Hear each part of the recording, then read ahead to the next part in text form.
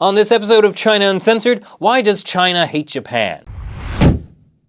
Hi, welcome to China Uncensored. I'm your host, Chris Chappell. So, China and Japan are once again at each other's throats over the Diaoyu, or Senkaku Islands, as they're known in Japan. If you need a catch-up, check out last week's episode, China's Diaoyu-Senkaku Islands Air Defense Fun Zone. Go on, I'll wait. Okay, so does China really hate Japan?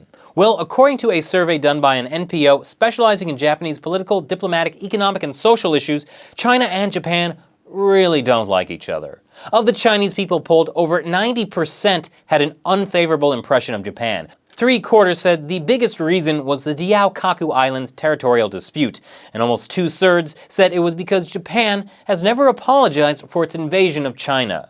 China and Japan have a long history together. For a while, they were pretty tight. Particularly during the Tang Dynasty, China's golden age, China had a huge influence on Japanese culture. A lot of what we think of when we talk about Japan today, like Zen Buddhism, kanji, ramen, the kimono, and even the architecture, can all be traced back to Chinese roots. Japan was kind of like China's brother from another mother, only it turns out instead of being like the Wright brothers, the Marx brothers, or even the Mario brothers, they were a little more like Romulus and Remus. They're the mythological twin brothers, suckled by she-wolves as babes. They would go on to set up their own cities before a territorial dispute comes between them and one kills the other. There's a reason we talk about the ancient empire of Rome instead of the ancient empire of Rheims. So despite the close ties, in 1633, Japan closed itself off from the outside world under the Tokugawa shogunate, which was the feudal military government in charge at the time. It wasn't until U.S. Commodore Perry sailed up to the Japanese capital of Edo in 1853, pointed his guns at the capital and said, "Open up or we'll utterly destroy you," that Japan reconsidered its position. At this point, China and Japan were basically in the same boat. Industrialized Western forces were knocking at their doorstep, ready for some good old imperialism. I mean trade. Would you like to buy some opium, by the way? I know a guy. For a detailed account on how China responded to the West, check out my episode, The Cost of European Imperialism in China.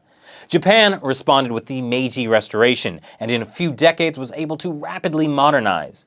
Now, at the time they thought, wouldn't it be great if there was a major power in the East, steeped in Confucian tradition, a distinctly Asian force to rival that of the West? Well, you can't trust the Chinese to do it. They're all addicted to opium. So why not Japan instead?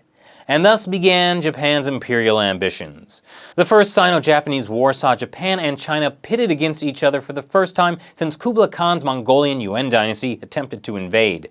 In this latest encounter, Japan's forces decimated Chinese forces and took Korea and annexed Taiwan. In the West, everyone was sure China would win, and so they were like, wow, pretty good work, Japan. Then after the Boxer Rebellion, Japan demanded kind of ridiculous war reparations from China, and the West was like, okay, you're going a little too far there, bring it in a little bit.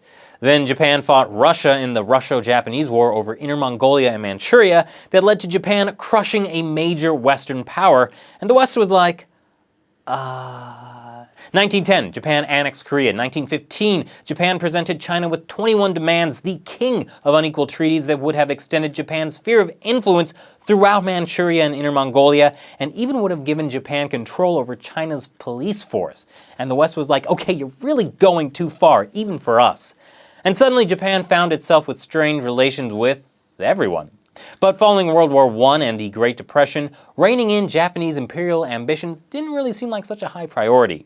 So following World War I, Japan was given Shandong, the home of Confucius, even though European powers had promised to return the German-occupied province to China if they helped during the war. So now China hates Japan, Japan hates China, and everyone hates the West. And during all of this, Japan had shown little squeamishness about executing and beheading Chinese civilians after capturing cities in Liaoning and Manchuria. But as the West withdrew, Japan was left as the unchecked power in Asia. It was time to expand. In 1931, in what became known as the Mukden Incident, the Japanese army set up dynamite around one of its own railroads in Mukden, modern-day Shenyang. They blamed it on Chinese dissidents and used the attack as an excuse to invade all of Manchuria.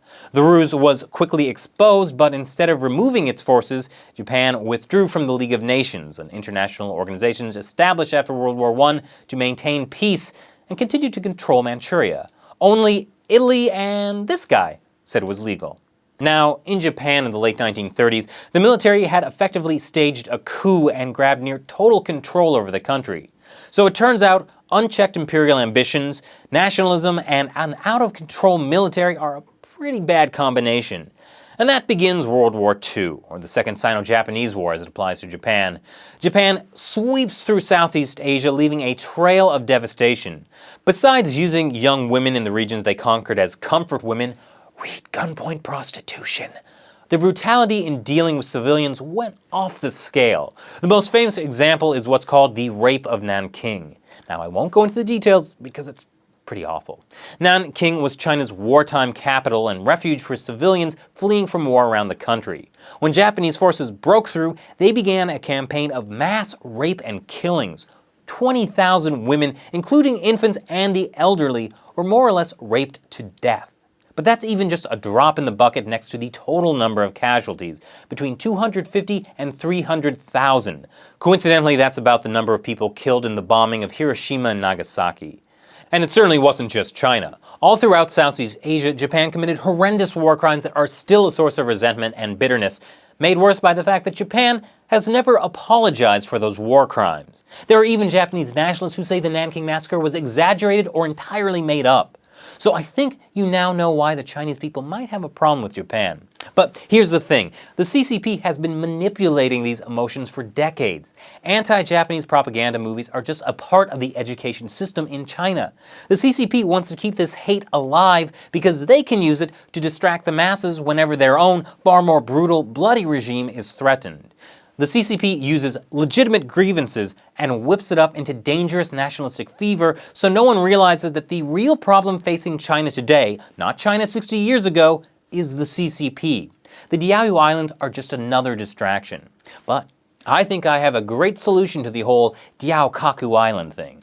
Japan, not Prime Minister Shinzo Abe because he's the most militant Prime Minister Japan has had in modern times, but Japan should apologize for what they did during World War II.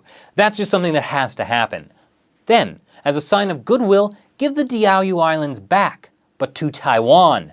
The Republic of China was the one at war with Japan in World War II, so it would be appropriate, but it would infuriate the CCP.